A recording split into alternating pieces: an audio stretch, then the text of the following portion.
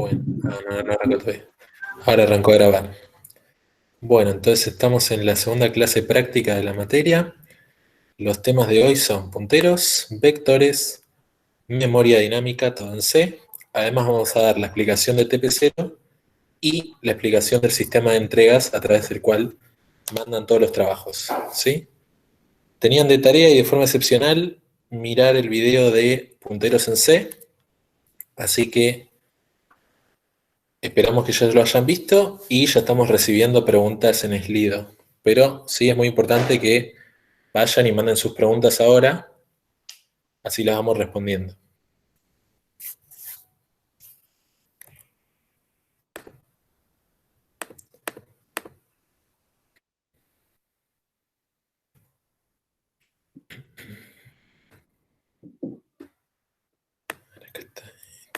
Empezamos con las preguntas. Dale, yo imagino que van llegando más preguntas. Eh, Empezaría por esa del minuto 5. ¿Video Seamos. 5? Ok. La pregunta para Tenemos recuperar una desde ahí. más ponderada, con 6 votos. Ujú.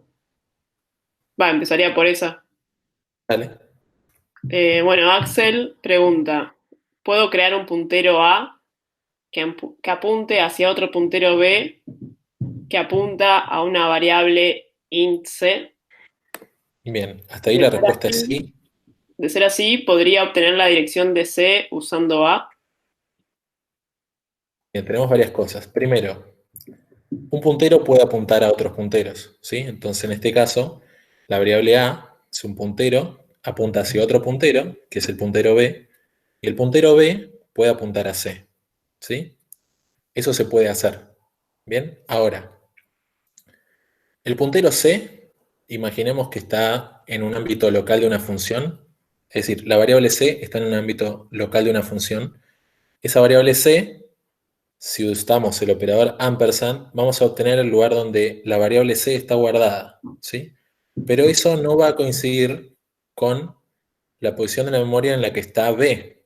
Es decir, B apunta a C, pero la posición de memoria donde B está guardada puede ser cualquiera, ¿sí? Entonces, no podemos a partir de C obtener en qué posición de memoria vive B y tampoco entonces podremos saber a qué apunta A y la posición de memoria de A. ¿Sí? Son dos cosas distintas. El contenido de la variable B es igual a la posición de memoria donde está C, pero la posición de memoria donde vive B es desconocida para C. Solo la podemos obtener haciendo ampersand B. Pasamos a la siguiente pregunta. Sebastián y 2 personas más preguntan, un puntero de cierto tipo tiene el mismo tamaño en bytes que el tipo al que apunta dicho puntero. Por ejemplo, un puntero a int tiene el tamaño en bytes que un int. Bueno, excelente pregunta, Sebastián. La cuestión con los punteros es que todos los punteros en una misma computadora van a tener el mismo largo, ¿sí? El mismo tamaño en bytes. Pero ese tamaño en bytes no tiene por qué coincidir con el tipo al que apuntan, ¿sí? Es decir, tengo un puntero a int, ¿sí? Int ocupa cierto espacio, vamos a suponer 8 bytes. La cantidad de espacio que puede ocupar el puntero a int podría ser cualquier otro, ¿sí? Podría ser 16, podría ser 8, pero es importante recalcar que todos los punteros van a tener el mismo tamaño, ¿sí? Tanto un puntero a int como un puntero a char, como un puntero a cualquier estructura que crees, van a tener todos el mismo tamaño. ¿Qué tamaño tienen los punteros? Los tamaños que tiene un puntero es tal que puedas indexar toda la memoria que tiene la computadora. Si la memoria RAM tiene una cantidad y la cantidad de bits que va a usar el espacio que ocupa los punteros en general van a ser los necesarios para poder acceder a todas las posiciones de la memoria RAM que tenga instalada la computadora. Entonces, para cerrar la pregunta, todos los punteros tienen el mismo tamaño, no necesariamente el tamaño al objeto al que apuntan. Em, solo una acotación de la anterior pregunta por si alguien no le terminó de cerrar. Puse nada más un ejemplo así muy, muy tonto. A ver, un segundito. Con enteros. A ver si lo puedo mostrar ahí. Estamos viendo tu pantalla, sí. Ahí ¿Sí? termina Ahí. de cargar. Perfecto. Bueno, uy, me olvidé un par de cositas ahí. Esto sería exactamente lo que estaban preguntando, si puedo hacer esto. O sea, C apunta a un puntero, a la dirección de memoria de un puntero, que a su vez apunta. En este caso tengo un int asterisco asterisco porque es un puntero a un puntero de apunta a algo de tipo entero. Entonces es cierto esto, que A es, si yo desreferencio dos veces a C, obtengo A, el valor específicamente, ¿sí? Eso nada más quería acotar por cualquier cosa. Sí, tal vez mostrándolo terminaba de quedar claro. Listo. Sí, sí, puedes volver a esa imagen, así lo Ay, aprovecho. perdón. Ahí vuelvo, ahí vuelvo. Ay, creo que lo cerré. Bueno, quizás la van a tener en sus retinas, fíjense, el valor de A es 10, la posición de memoria en la que vive A puede ser cualquiera, suponemos 0x a 4, ¿sí? El valor de B es 0x a 4, porque apunta a la posición de memoria donde está A, pero la posición de memoria donde está B podría ser cualquiera, ¿sí? Entonces, a partir de A no podemos obtener en qué posición de memoria está B. Para saber la posición de memoria de B, tenemos que hacer ampersand B.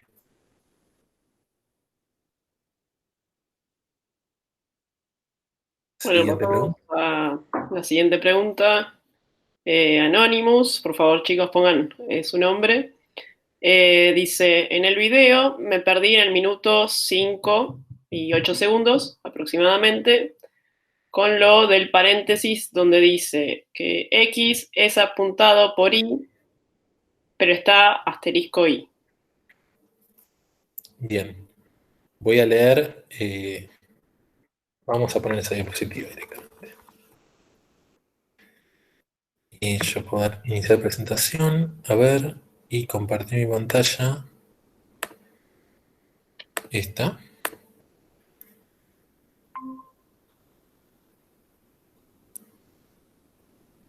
Ahí vemos. A ver, ahí está. Entonces tenemos definido un puntero que se llama i, ¿sí? Es de un tipo, vamos a suponer en vez de tipo diga int, entonces int asterisco i es igual a la posición de memoria donde está x, ¿sí? Entonces el valor del puntero es la posición de memoria donde está x. Por lo tanto, hacer asterisco i, es decir, desreferenciar i, va a ser lo apuntado ahí, lo apuntado por i, es decir, i apunta a x y asterisco i es lo apuntado por i. Entonces, el valor de i es una posición de memoria, exactamente la posición de memoria donde está x. Y si hacemos asterisco i, operación de dirección i, lo que obtenemos es el valor que hay en esa posición de memoria a la que y apunta. Entonces, y apunta a la variable x y ampersand, asterisco i, lo que vas a obtener es el valor de la variable x, ¿sí? El valor que esté contenido en esa posición de memoria. Entonces, ya que i apunta a x, asterisco i es lo que está apuntado por i, que es efectivamente x. Si vos te fijas, asterisco i en este ejemplo siempre va a ser igual al valor de x. ¿Está bien? Es parte de la jerga, decimos i apunta a x o asterisco i es lo apuntado por i.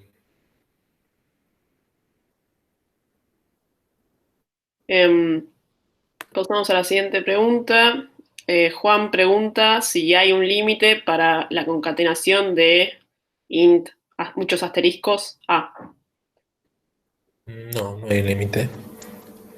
Digamos, el límite va a estar dado por quizás la memoria que tenga tu computadora.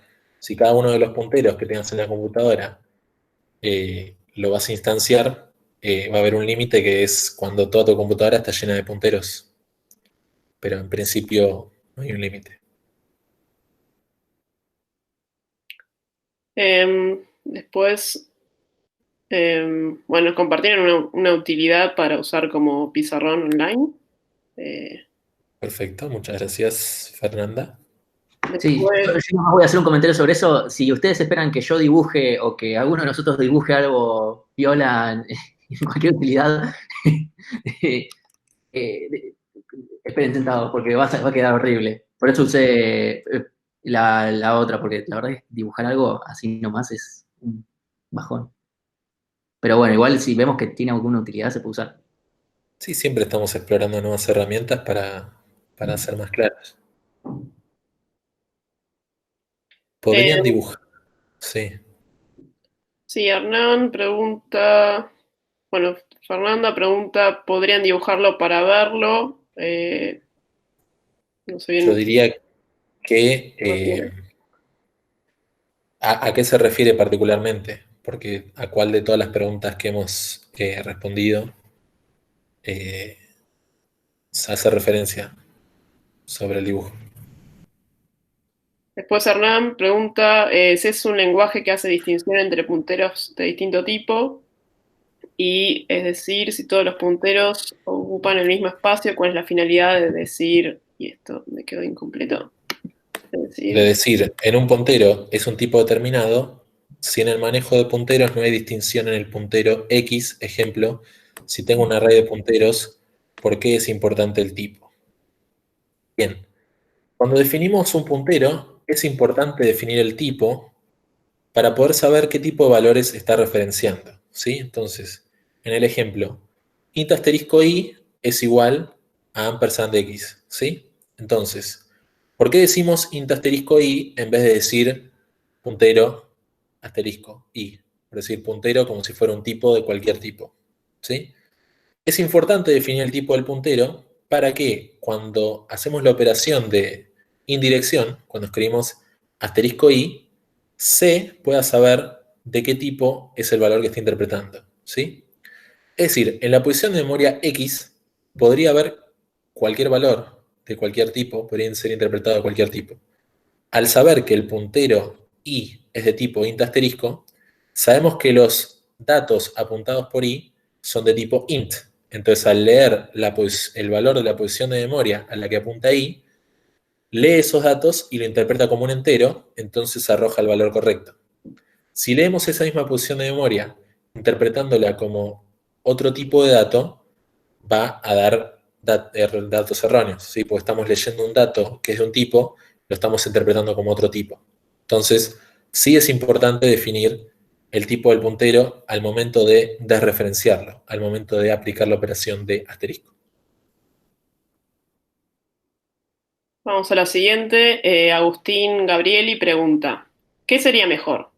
¿Una función void que reciba un puntero i y un valor i y un valor y asigne a una variable del main dicho valor a través de asterisco puntero o una función que devuelva ese valor que queremos asignar y en el main hacer variable igual función de valor?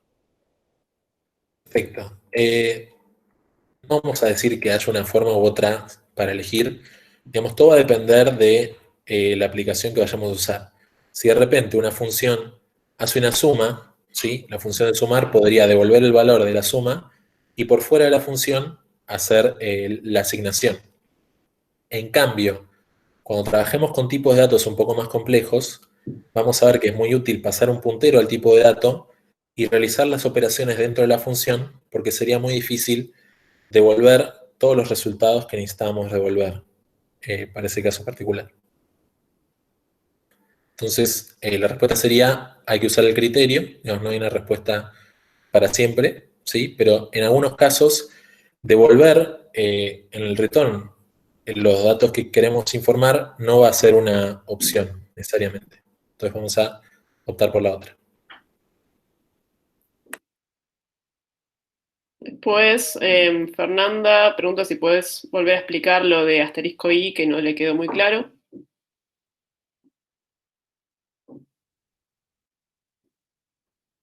Sí, a eso se hacía referencia lo de dibujarlo o lo que fuera.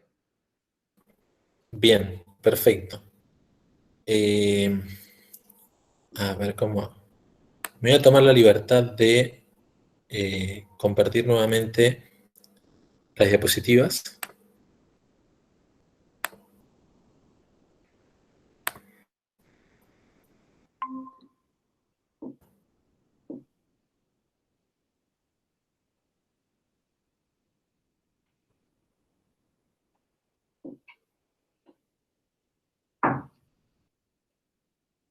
Bien.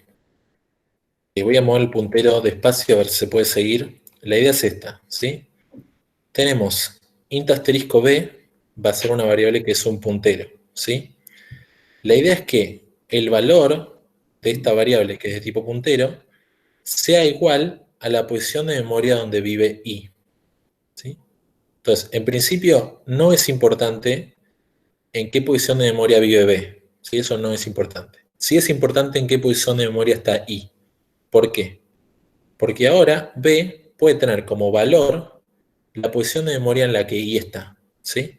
Por eso hacemos esta flechita verde, ¿sí? Que permite que b esté apuntando a donde i vive. I vive en la posición de memoria 0xA0 y tiene un valor de 4. Esa posición de memoria 0xA0 es la que está siendo apuntada por b. b tiene un valor de 0xA0, de esa manera podemos acceder tanto a la posición de memoria donde está i, como al valor de la posición de memoria en la que está i. Para acceder a la posición de memoria donde está i, simplemente tenemos que escribir b, ya que ese es el valor de la variable, que es de tipo puntero. Para acceder al valor de lo que está siendo apuntado por b, tenemos que escribir asterisco b, ya sea para ver el valor o para escribirlo en este caso, que va a cambiarlo de 4 a 5. Ahí está. Entonces, para repetir la parte de la duda, tenemos que b apunta a i, y además asterisco b es lo apuntado por i. Es asterisco b es lo apuntado por b, ¿sí? Que es el valor que está en esta posición, que era 4 y ahora es 5. ¿Sí? B apunta a i. ¿Por qué? Porque el valor de la variable b es exactamente la posición de memoria donde i vive. Y asterisco b es lo apuntado por b porque es el valor que está contenido en la posición de memoria a la que b apunta. ¿Sí? Una pregunta relacionada con este ejemplo David Lamas pregunta, ¿el puntero siempre apunta a una dirección de memoria o puede apuntar directamente a una variable? El puntero va a apuntar a una dirección de memoria, ¿sí? Nosotros decimos que apuntan a variables porque, digamos, conocemos semánticamente cuál es el significado de esa posición de memoria. Pero C, lo que va a ver acá, en el valor de B, es una posición de memoria, ¿sí? No va a saber que está apuntando a otra variable, ¿sí? Eso es algo que sabemos nosotros.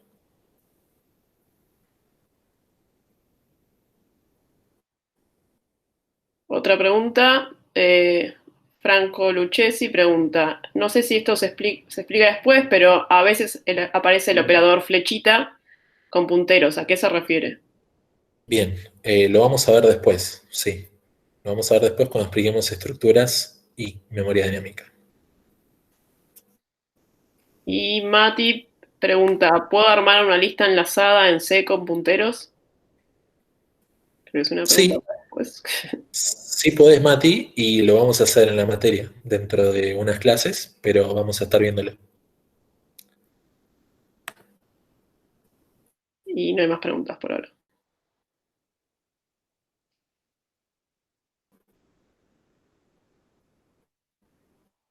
Yo diría que, bueno, que vayan a ver el video de vectores y cualquier cosa si queda alguna pregunta boyando o incluso la gente que ya haya visto ese video y quiere preguntar otras cosas, nada, lo deja ahí cuando preguntamos. Entonces, ya Ah, mismo vamos a postear el link, por si están perdidos, del video de vectores, y vayan a verlo, ¿sí? Cortamos la transmisión y seguimos dentro de la cantidad de minutos que tome ese video para el siguiente segmento. Si el video dura 8 minutos y medio, 9 minutos a partir de ahora. 5 minutes later. Estamos de vuelta. vamos a hacer el segmento de vectores. ¿Sí? Así que pueden ir dejando sus preguntas.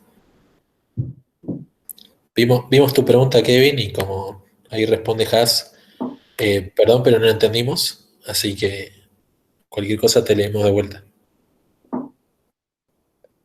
Bueno, empezamos con la pregunta de Camilo. Puede ser que para definir al vector de la primera forma, o sea, con las llaves, no haga falta tener que aclarar la longitud del vector.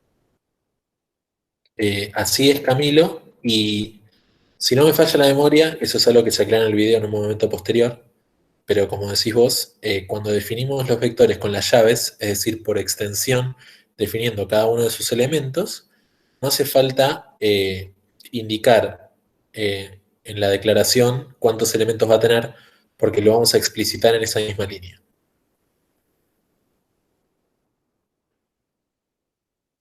Después, Franco y alguien más preguntan, ¿se puede decir que un arreglo en C es un puntero entonces?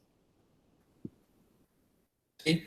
Un arreglo en C, digamos, el valor que va a devolver el arreglo en C va a ser la posición donde arranca el arreglo. Entonces, un arreglo en C es un puntero donde arranca ese arreglo y además nos da las herramientas de indexar ese arreglo, ¿sí? Escribir vector nos va a dar la posición en la primera, la posición de memoria de la primera posición del vector, vector de 0 también, vector de 1 nos va a dar el segundo elemento, vector de 2 el tercer elemento, vector de 3 el cuarto elemento, ¿sí? Es un puntero y además tiene funcionalidad agregada. Bueno, después Franco Lucchesi pregunta, ¿en la diapositiva del print del sizeof está directamente vector más 2 sin el asterisco de punteros? ¿Esto no sería inválido? Bien. No sé si querés mostrar la diapositiva esa.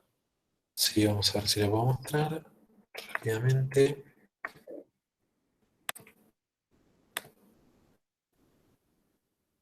Entiendo que la diapositiva es esta. ¿Sí? Eh, ¿Qué pasa? Cuando escribimos valores, lo que nos va a devolver es la posición de memoria donde arranca el vector. Ahora, cuando se ve valores más 2, al interpretar que esta es una posición de memoria de un vector, el más 2 va a correrse 2 posiciones a la derecha respecto de donde arranca ese arreglo. ¿Sí? Entonces, escribir eso es como escribir valores y entre corchetes el número 2. ¿Sí? Eso, valores más 2, va a apuntar a donde arranca el tercer elemento del vector. ¿Sí? El elemento 0, el primer elemento, arranca acá en 0x a 4, el segundo en 0x a 8 y el tercero en 0x a c, que es exactamente la misma posición de memoria a la que apuntaría valores y entre corchetes 2. La diferencia es que cuando escribimos valores entre corchetes 2, nos devuelve directamente el valor que hay en esa posición.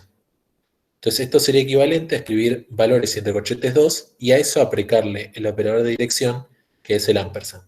Entonces todo junto, ampersand, valores corchetes 2. ¿Sí? No sé si iba por ese lado la pregunta. Acá, Sí, creo abajo que de era en todo, la diapositiva.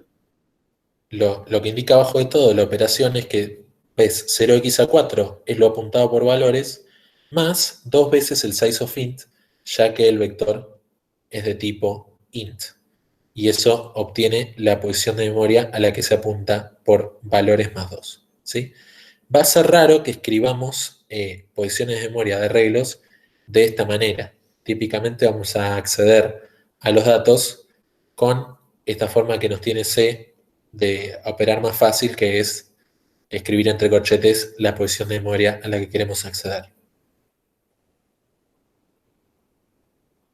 Pasamos a la siguiente pregunta. Hernán pregunta, ¿es posible apuntar un puntero de un tipo llamado tipo a otro puntero de otro tipo? ¿Tira error al compilar? Repetime la pregunta. Es posible, vale, la reformulo, es posible hacer apuntar un puntero de, por ejemplo, un tipo int a un puntero de un tipo float. Mm, no lo tengo claro. No lo tengo claro, porque en definitiva son todas posiciones de memoria. Lo que vas a tener es un problema al tratar de interpretar los datos. Pero yo creo que va a tirar un warning. Podrías probarlo, Hernán, y nos comentás No, cómo. eso no podría andar. No. O sea, que un float asterisco apunte a un a un int asterisco no va a compilar porque justamente float asterisco te está diciendo apunta a float. Entonces, cuando intentas igualarlo a otra cosa, a menos que lo castees, estoy casi seguro de que no te va a dejar. Ahora, si fuera un float asterisco asterisco, que apunte a un int asterisco, o sea, float asterisco asterisco es un puntero a algún puntero, que particularmente sea float. Si ahí haces que apunte al int asterisco, ahí sí yo no sé si te va a compilar o solamente te va a tirar un warning o qué. Ahí no estoy seguro cuál es el comportamiento exactamente. Tal vez dato Jorge Sí, ahí me modificó la pregunta diciendo si puedo apuntar a un tipo, por ejemplo, int, apuntarlo a un valor, a un dato, un valor de un tipo float. O sea, un int Bien. asterisco un float, casi seguro que no. Pero pruébenlo. La Sí, es idea cuestión es, de probar con la consola y jugar y ver qué te tira, básicamente. si es por un tema de si se va a romper nuestro código o no, yo sugeriría probarlo. Si es por un tema de utilidad, de decir, yo necesito guardar en este tipo de puntero un valor de otro tipo, sí van a entrar en juego los casteos, las promociones y los truncamientos. Otra pregunta de Hernán es, bueno, SizeOf te tira el tamaño en bytes. ¿Es posible saber la cantidad de elementos de un arreglo con una función de C? Sí, podemos dividir el size-off del arreglo entero dividido el size-off del tipo que tenemos de arreglo. En el caso de valores, podemos ser size-off de valores dividido size-off int, que es el tipo de arreglo que es valores. Una aclaración sobre eso es solamente válido en el caso de un arreglo y que se haya designado en esa misma función. Si se pasa a otra función, ya no. Porque sobre puntero no Correcto. se puede. Correcto. Si se fijan en las diapositivas, cuando pasamos vectores por parámetro, es necesario conocer el final del puntero de alguna manera. La forma en la que hicimos en estas diapositivas es indicando la cantidad de elementos que tiene el arreglo por parámetro. ¿Sí? Hay otras formas que quizás veamos para el TP1, pero en este caso pasamos la cantidad del vector por parámetro. Después Álvaro pregunta, suponiendo que declara una función que su parámetro apunta por defecto al primer lugar de un arreglo X, ¿puedo elegir a qué lugar del arreglo apuntar? Suponiendo que declaro una función que su parámetro apunta por defecto al primer lugar de un arreglo X, puedo elegir a qué lugar del arreglo apuntar. Yo no estoy entendiendo la pregunta. Help. Eh, O sea, si vos querés en vez de estar apuntando a la primera, estar apuntando a la tercera, o sea, podés quedarte con otro puntero que apunte a, supongamos que es la tercera posición, puedes declarar un nuevo puntero que apunte a la tercera posición, o sea, que sea eh, vector más 2 o ampersand vector entre corchetes 2. Sí, en este caso se me ocurre quizás que Álvaro esté queriendo hacer algo, por ejemplo, recursivo, tal que quiera definir como si fuera parte del arreglo utilizando punteros, y se puede hacer como acaba de decir Martín. Digamos, al principio, el principio del arreglo puede ser el valor del vector, y cuando quieras acortar del arreglo del inicio, puedes hacer vector más 2, que va a ignorar las primeras dos posiciones y va a asumir que el inicio del arreglo está en esa nueva posición. Se me ocurre que puede andar por recursividad. Después Luciano pregunta, no le queda claro por qué el sizeOf valores devuelve 20. Bien, lo primero que tenemos que quedar en claro es que la cantidad de elementos que tiene valores es 5. ¿Sí? Entonces, valores tiene 5 elementos y cada uno de esos elementos ocupa 4 bytes, que es, en el caso de este ejemplo, en esta arquitectura de computadora, el int ocupa 4 bytes. Entonces, la razón por la cual el size of valores es 20 es porque la operación de size of de valores cuenta tanto los elementos como cuánto ocupan esos elementos. Entonces, al tener 5 elementos, cada uno de los cuales ocupa 4 posiciones, en total da 20. 5 por 4, 20. Después, Hernán pregunta, ¿qué significa const? ¿Siempre son const los parámetros de una función? Bien. Por un lado, const significa que ese parámetro que estamos pasando a la función, su contenido no puede ser modificado, ¿sí? Estamos exigiéndole a C que se fije que ese contenido no sea modificado, porque si alguien intenta modificarlo, que salte un error en compilación. ¿En qué casos querríamos usar const? Cuando sabemos que escribimos una función que no tiene por qué modificar ese parámetro. Por ejemplo, queremos imprimir los valores del vector. Esa función no tiene por qué modificar los valores del vector. Por lo tanto, puedo pasar el vector como const para asegurarme de que si la persona que está programando esa función de imprimir trata de modificar el arreglo, haya un error al momento de la compilación. ¿Sí? Y la otra parte de la pregunta es si siempre son const los parámetros de funciones. No necesariamente. Digamos, si vos de repente vas a hacer una función que eleva al cuadrado todos los elementos de ese arreglo, necesariamente el arreglo vamos a tener que pasarlo sin const porque vamos a querer que quede modificado.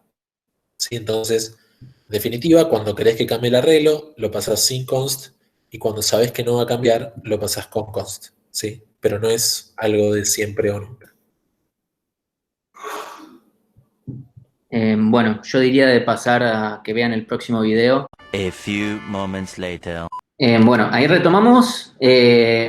Solo para mencionar, ya le respondimos a Hernán y a Álvaro por las preguntas que tenían de antes de arreglos, así que eso lo pueden ver desde Slido. Así que podemos ya comenzar con las de memoria dinámica. Te dejo a vos. Dale. Bueno, empiezo con la primera pregunta. Joaquín más 4 personas preguntaron, ¿Realloc libera automáticamente el espacio de memoria viejo? Es un tema, o sea, puede que no, puede ponerle, suponete que vos pedís un tamaño más chico, ¿no? Si, o sea, si tu tamaño nuevo es más chico que el anterior, posiblemente te corte todo y va a conservar el mismo tamaño de memoria. Y sí, todo ese pedazo que dejaste afuera lo libera, digamos, vuelve al sistema operativo. Supongo que te referís al contenido. No sé si es el contenido, pero sí, todo lo que le sacás lo va a liberar. Y en el caso donde pedís un tamaño más grande y no puede extender el bloque que ya tenés, o sea, desde la posición que ya lo tenés, y se tiene que mover a otro lado, entonces sí, libera lo viejo y lo que estaba en el bloque viejo lo mueve al otro. Pero el anterior lo libera. No sé si con esto te contesté la duda, pero... Y en el caso de que Realloc falle. En el caso que Realloc falle, queda todo igual y devuelve null. Que en el video justamente mostramos que no hay que guardar el resultado sobre la misma variable que teníamos, sobre el puntero original, pues si no estaríamos perdiendo la referencia en el caso que falle y no podemos recuperarla para después liberarlo. Y bueno, asociado a lo mismo, si se hace un realloc que disminuya la memoria de un vector lleno de datos, ¿pierdo datos o directamente falla? Perdón, ¿me repetís la pregunta? Sí. Si se hace un realloc que disminuya la memoria de un vector lleno de datos, Sí. ¿pierdo datos o directamente falla? O sea, poner un realloc tengo un vector de 10 y hago un realloc para que solo pueda tener 5. Entiendo yo. O sea, vos te saca el pedazo de memoria que te sobra. Lo que está ahí seguramente quede, porque no es que te va a limpiar el contenido, no es que lo va a volver a cero. Pensá que cuando vos ya pedís esa memoria va a estar ocupada por bytes, o sea, por algo que estaría ahí, seguramente es basura porque ya no tiene sentido, pero va a estar completa con algo. Lo mismo cuando te lo saca. Cuando te lo saca, te saca el acceso a vos para que puedas editarlo, pero el contenido va a quedar. O sea, no te va a romper en ninguna forma. Hasta esa posición donde vos te quedes en lo nuevo, digamos, lo tenías este arreglo, tenías completo todo, y te quedas hasta la mitad, esto te va a quedar igual, pero esto ya no vas a tener acceso. Por ahí queda igual lo del contenido, pero no te importa porque ya no te pertenece. Después, Kevin pregunta, ¿siempre que creo un puntero pido memoria?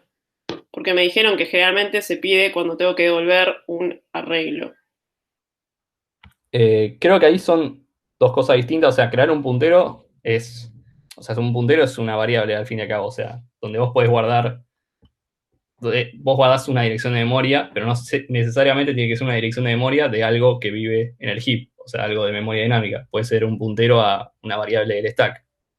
Por ejemplo, haces int a igual 5 y después haces int asterisco b igual ampersand a, que ahí estás apuntando a la dirección de tu primer variable.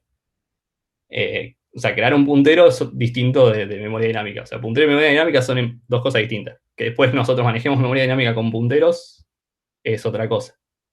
Y el resto de la pregunta era, porque generalmente se pide cuando tengo que devolver un arreglo. Sí, o sea, cuando vos tenés que devolver un arreglo, tenés que pedir memoria dinámica, porque recordemos que no se puede devolver un arreglo del stack, porque cuando termine la función, eso nuestro sistema operativo se va a encargar de limpiarlo, digamos. O sea, como que ya no existe el stack cuando vuelve la función. Entonces, para que siga viviendo, sí o sí tiene que estar en el heap. Luciano pregunta, una vez que pedí memoria, ¿la puedo devolver en partes o se devuelve toda junta? O sea, hacerle free, digamos, un pedazo. No, para liberar de apartes, creo que la única que te queda es realoc. Digamos, para si tenés que achicar el tamaño, digamos. Pero si vos haces free, tenés que hacer free a lo que te devolvió malloc originalmente. Que va a ser al comienzo de un bloque enorme. Pero ese bloque enorme, cuando le haces free, te lo va a hacer a todo. No hay chance de dejar de lado una parte, digamos. Siempre se hace free, digamos, como que el sistema operativo guarda unos mapeos de todo este choclo, digamos, lo pediste, y en la primera posición es esta. Y cuando vos le decís, liberámelo de esta primera posición, bueno, libera todo el choclo. Pero. Así que de pedacitos en principio no podrías. Después Juan pregunta, dice que en el video hacía realoc y si no había fallado, liberaba el espacio de memoria original.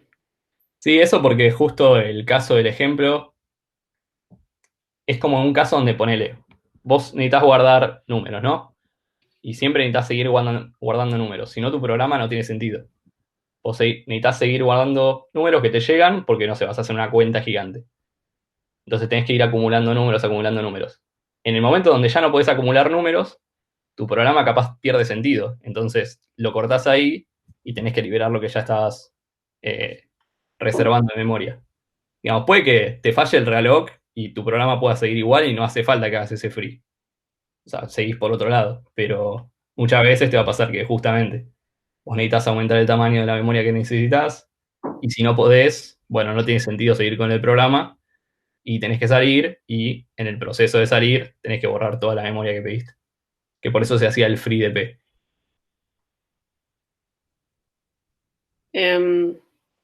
Bueno, esta pregunta de Juan está un poco incompleta, o sea, está respondida a partes, pues dice que está haciendo ese ejemplo de realoc sin el free y Valgrind le está diciendo que no se perdió memoria. No sé, habría que ver el caso particular este. El único caso en el que puede pasar eso es que hagas realoc a 0. O sea, 0 bytes. Y ahí es lo mismo con free. Después, Cristian Rodríguez más 2 preguntan, ¿malloc crea también una referencia al final del vector o cómo sabe dónde termina? Justo me había muteado. Mira, no nos vamos a meter tanto en cómo sabe cómo termina. O sea, eso es algo que maneja el sistema operativo, digamos, de que tiene sabe, digamos, cuánto vos pediste de memoria. Y podemos decir que el chabón sabe dónde empieza Y el sistema operativo sabe dónde termina. Mágicamente, lo guarda en alguna tablita, algo, y entonces cuando nosotros liberemos esa donde comienza, sabe hasta dónde termina y te saca el acceso a todo eso. Pero no nos vamos a meter tanto en cómo el sistema operativo maneja eso, porque bueno, ya lo van a ver más adelante en alguna materia del futuro, y nosotros nos importa más que nada, digamos, hacer uso de esa memoria, pero no entender tanto por detrás cómo es el funcionamiento en sí. De hecho, puede variar mucho de un sistema operativo a otro. Después tenemos Franco Lucchesi pregunta, ¿para qué usaría la memoria dinámica? O sea, un ejemplo donde sea imposible hacerlo sin memoria dinámica. Bueno, por ejemplo, si vos tenés, o sea, en un programa enorme, seguramente vas a tener subrutinas. Subrutinas son, o sea, llamadas a funciones externas, no vas a tener todo en el main. Posiblemente una de esas te tengas que devolver algo, un arreglo, el caso más fácil, digamos, que tengas que devolver un arreglo, y no vas a poder devolver ese arreglo si no haces por memoria dinámica, por ejemplo. Necesitas que una función que, no sé, pasás un parámetro y te crea un arreglo con, no sé, 100 cosas, ¿cómo lo devolvés? Y no te queda otra que con memoria dinámica. Y lo mismo si todo el tiempo vas a estar, o sea, si tu programa va a consumir mucha memoria, vas a necesitar memoria dinámica porque te vas a quedar sin memoria del stack. Si tu programa es chico y todo, o sea, unos programas así, digamos que tu código no necesita tanta memoria y, digamos, lo puedes hacer todo con memoria de stack si no necesitas llamadas a subrutinas y esas cosas. Pero en un programa más grande, posiblemente, donde manejemos un volumen importante de datos y vas a necesitar toda la memoria, entonces vas a necesitar de la memoria dinámica. O sea, el pedazo del heap que nos ofrece mucha más memoria a nuestra disposición. Después Álvaro pregunta si a malloc y a realloc solo le puedo pasar el tamaño en bytes. Sí. Sí, es eso. Y Gonzalo pregunta, ¿hay cambios considerables en cuanto al manejo de memoria entre Linux y Windows? Nos falta dato acá. No tengo idea, no tengo idea, y creo que nadie que no trabaja en Windows sabe cómo manejar la memoria Windows, porque eso está sellado, digamos. O sea, si te referís a que nosotros cuando programemos, o sea, C es igual, es lo mismo, vas a programar con mallocs, realocs y frees, o sea, y después se compilará a lenguaje, digamos, a binario, digamos, que lo va a correr la máquina, y después cómo se maneja esa memoria, el sistema operativo Windows en particular, no sabemos, pero digamos, a nivel de vos programando no va a cambiar. Lo que puede cambiar es lo que pase después, una vez que se ejecute, cómo se maneja esa memoria, para uno saber en Windows. Y Álvaro pregunta, cuando hay pérdida de memoria, ¿eso afecta luego al sistema operativo o cuando termina la ejecución se libera todo? Sí, eso creo que lo mencioné como una parte en el video, digamos, que se queden tranquilos que si se olvidan de liberar memoria no es que tipo cagaron su computadora y ya les va a andar como el culo y no van a poder bajarse series y jueguitos para pasar la cuarentena, sino que, o sea, posiblemente si o sea, en los sistemas operativos que están usando ustedes, apenas termine el programa, esa memoria se va a liberar, o no apenas termine el programa, pero esa memoria se va a liberar. Y no es que la van a perder por siempre, no es que va a bajar el rendimiento. En otro sistema operativo capaz mucho más limitado, y sí, puede que afecte, que igual con un apagándole y volviendo a prender seguramente ya anda todo bien, pero sí, no se preocupen por eso de que si pierde memoria, no, cagué mi computadora. No, tranqui, eso no va a pasar. Luciano pregunta.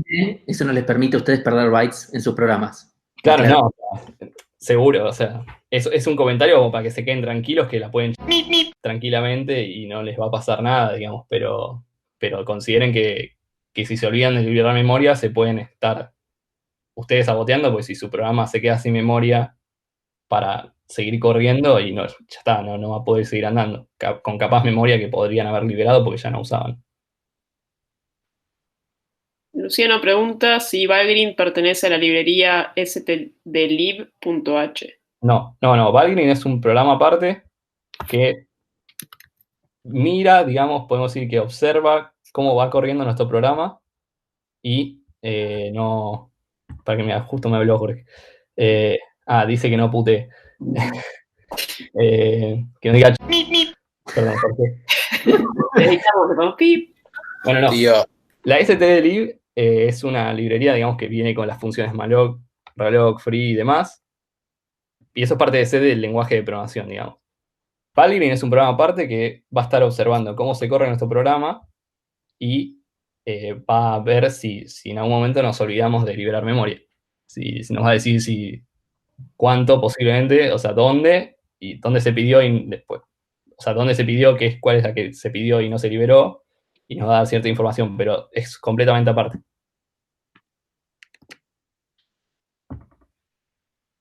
Después Nicolás pregunta si cuando pido memoria con malloc y hago int asterisco arreglo igual int asterisco malloc, si siempre se pone este casteo de int asterisco antes del malloc para un int. No hace falta ese casteo porque, digamos, malloc te va a devolver un void asterisco que el compilador lo va a castear automáticamente a tu variable int asterisco, que ya sabe que es el tipo. O sea, el casteo es implícito. Creo que todavía no vimos voy asterisco. ¿Cómo? Todavía no vimos voy asterisco. Sí, está en el video, está en el video. Ah, está bien. Sí, sí. Pero independientemente, o sea, si tu variable es int asterisco, como ambas son direcciones de memoria, digamos, el casteo es implícito, digamos. No hace falta que pongas el int asterisco antes del malloc ahí entre paréntesis para castear, o sea, se puede obviar. Capaz con algún flag del compilador te molesta, tipo te dice, oh, sí, lo tenés que poner, pero en principio no debería. Por otro lado, Franco Lucchesi pregunta, ¿size_t es lo mismo que un unsigned int o hay alguna diferencia entre los dos? Sí, hay diferencia.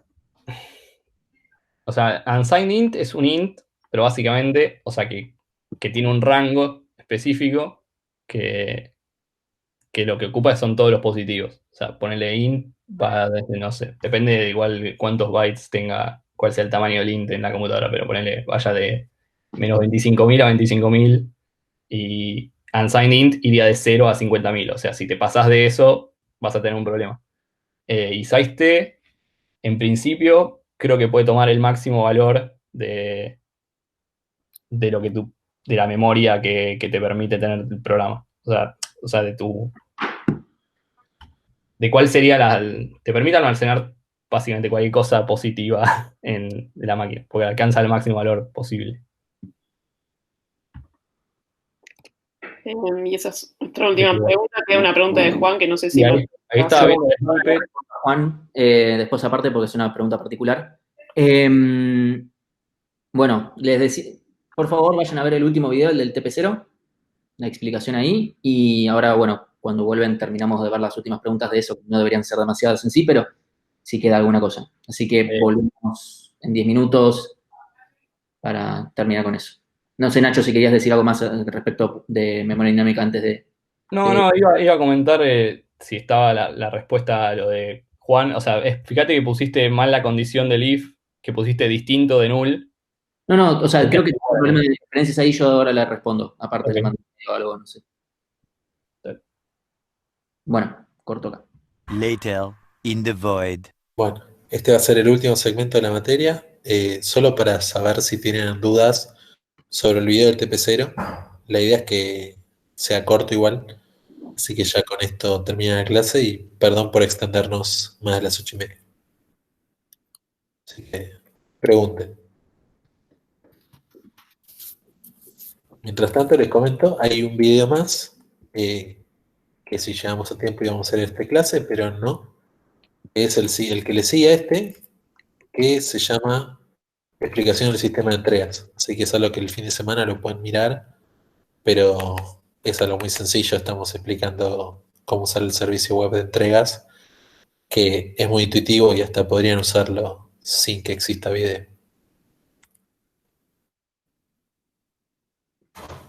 Lo único importante ahí es más que nada incluso la explicación del tema de caso de marcar como ausencia una entrega. Ya dejamos lo que más nos importa es que no tengamos que estar nosotros corriendo detrás de ustedes para entender si en qué situación está. O sea, si nos quieren poner, bueno, no llegué, pero terminé de hacer tales cosas o tengo tales problemas, bueno, que nos digan ustedes en vez de nosotros tener que ir a perseguirlos para entender en qué situación están. ¿Ya hay preguntas? Sí, empezamos con un tip que tira Juan Barberis, que dice que en Ubuntu se puede, poniendo en la consola man, malloc o man, alguna sentencia de C, te aparece cómo usarla. Así que está bueno para si no saben cómo funciona alguna sí, de las sentencias, digamos. Después tenemos preguntas. Y eso pueden hacerlo, digamos, para cosas de C y para comandos en general. Si quieren chequear alguno, digamos, de la consola, pueden también verlo con man. Está bueno. Sí. Después una pregunta de Carlos Chino Luna. ¿Es necesario utilizar la memoria dinámica para el TP? No, no va a ser necesario. En el TP0, digamos, las 4 funciones se pueden resolver sin usar memoria dinámica. Juan Manuel Perato dice, para el TP0 supongo que hay que usar funciones recursivas. No necesariamente, digamos, creo que las formas más fáciles de resolver los problemas planteados no es de forma recursiva. Seguramente si hay que iterar, sea más fácil iterar con un ciclo, con un for, con un while. Mare pregunta, ¿tenemos que usar división conquista para máximo? No hace falta. Arturo Aguilar López, ¿se puede hacer un makefile para la entrega? No va a hacer falta, digamos, al ser tan pocos archivos, el comando de compilación está en la página web y nosotros dentro del sistema de corrección tenemos nuestro propio makefile. Así que podemos esperar a ver makefile en el futuro. Anonymous, no se pongan Anonymous, pongan un nombre. ¿Podemos hacerlo de forma iterativa o es conveniente usar recursión? Pueden hacerlo de forma iterativa y no es necesario usar recursión en este caso. No va a ser ni más legible el código ni más fácil de hacer. Así que sería de poco criterio hacer recursiva. Nicolás García pregunta, yo estoy recursando, ¿puedo tomar como referencia las correcciones que me hicieron en el cuatrimestre pasado? Sí, sí, y al ser vos el único autor de ese trabajo, podés presentarlo como propio, porque suponemos que no te has copiado, entonces no sería copiarte vos mismo. Me desapareció. Brian R.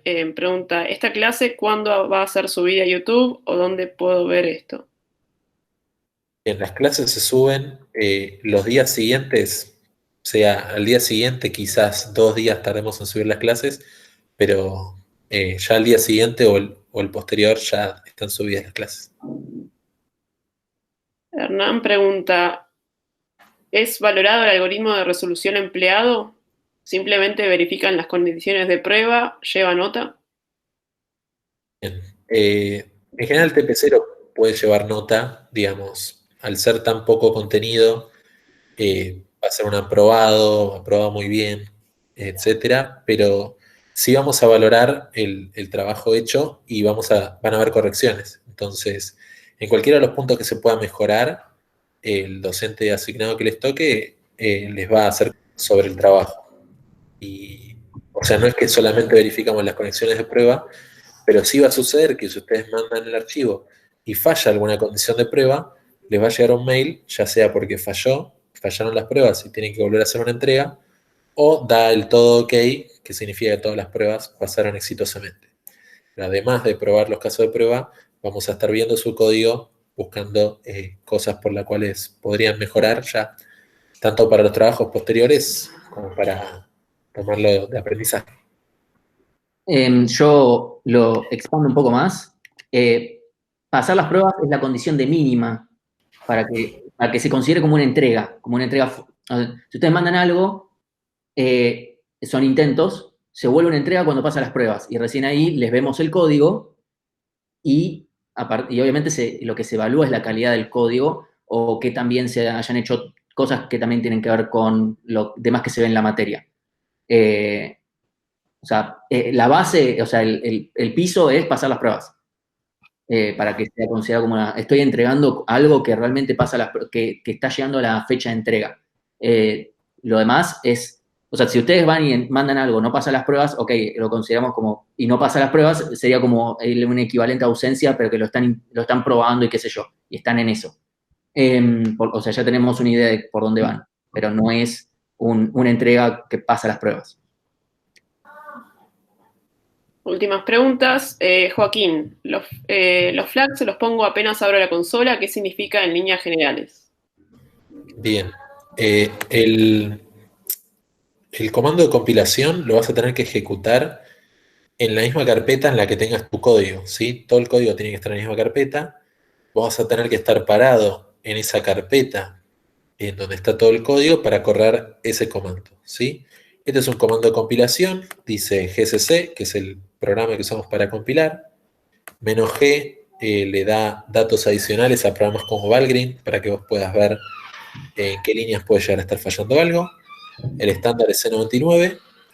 El wall significa que warnings tienen que ser todos. Además, pedimos warnings para conversiones entre tipos, warnings para límites entre tipos.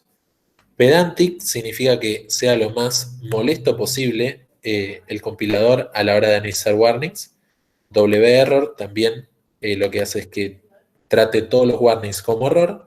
Y "-o" lo que pide es que todo este archivo que estamos compilando lo pase a un ejecutable.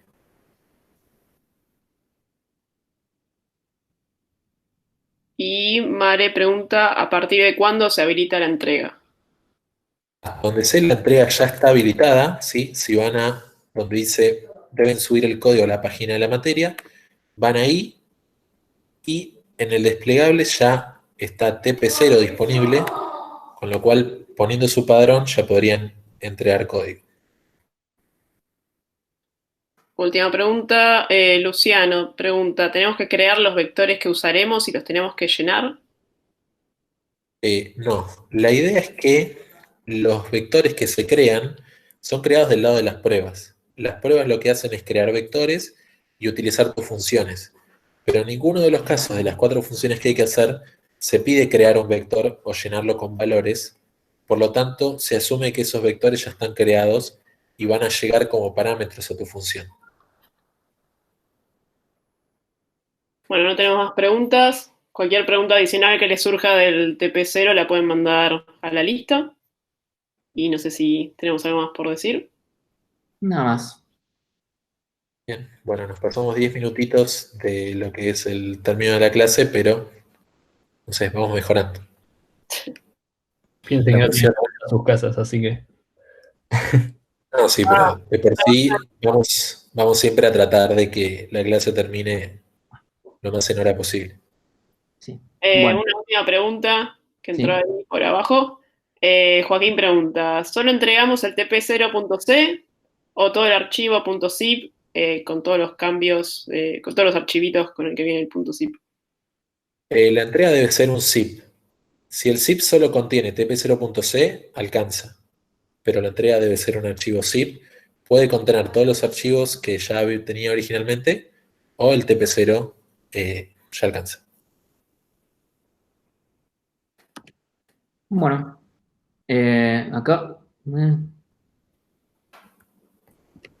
Bueno, cualquier cosa, problemas que vayan surgiendo con el TP0 o cosas por el estilo, por favor manden a la lista, así lo vamos discutiendo y van viendo de a poco todo lo que necesiten. Así que bueno, por ahora nos despedimos. La entrega de todos los TPs está en la página que dice TPs. En particular, el TP0 tiene fecha de entrega límite el 27 de abril. Para el 27 de abril esperamos que hayan mandado una muestra de código que funcione y haya dado todo ok, o llenen la notificación de ausencia para que nosotros sepamos qué andan. Bueno, cortamos por acá y nos vemos el lunes. Chao.